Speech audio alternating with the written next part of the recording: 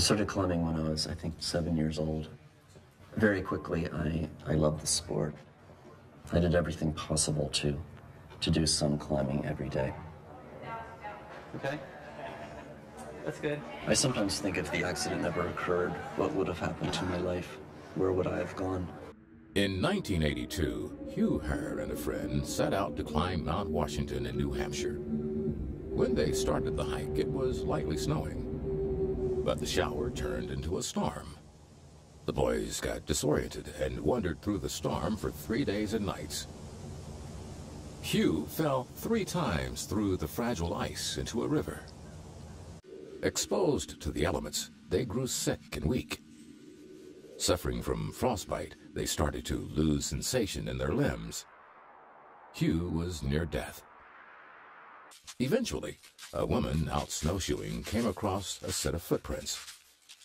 Within hours, Jeff and Hugh were rescued and taken to safety.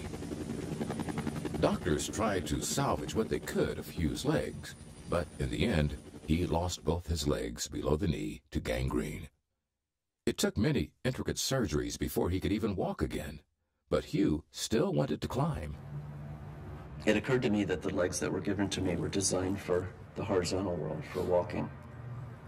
And what I needed to do is to redesign the legs for the vertical world. So I set out on this mission. I decided that I didn't need a heel for climbing, so I cut off the heel. I decided that the optimal climbing foot should be very short, should be like a baby's foot in length. Hugh constructed a number of prosthetic legs. Instead of compromising his ability to climb, Hugh's new legs were in some ways more versatile than before.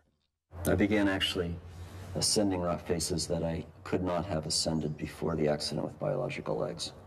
Some of my colleagues in the climbing world accused me of cheating, which was music to my ears, because to me that meant that they fully accepted my physical difference. Hugh discovered a new passion.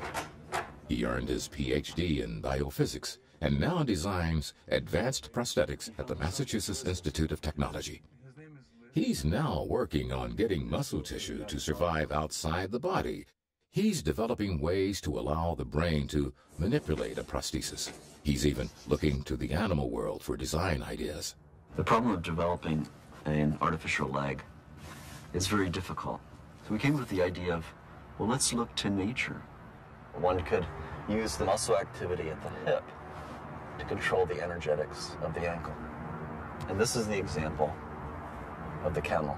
A camel's leg is thin, with the bulk of its muscle on its hip, much like an amputee. So instead of putting a motor at the ankle, the idea in my head is to build an above-knee prosthesis where the energetics of the hip muscles can be harnessed to power the ankle. That can be done by a series of springs that not only span a single joint, but span multiple joints, the knee and the ankle.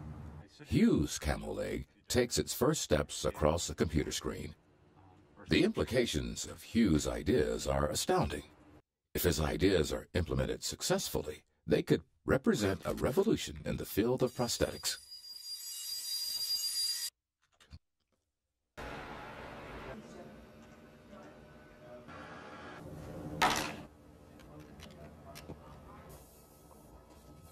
It works.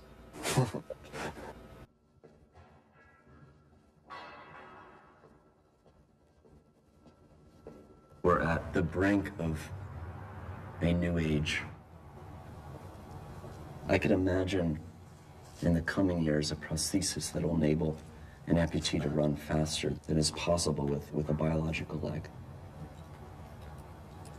I could imagine that people with biological legs will choose to get their legs amputated so they can achieve the same performance advantage. I can imagine that.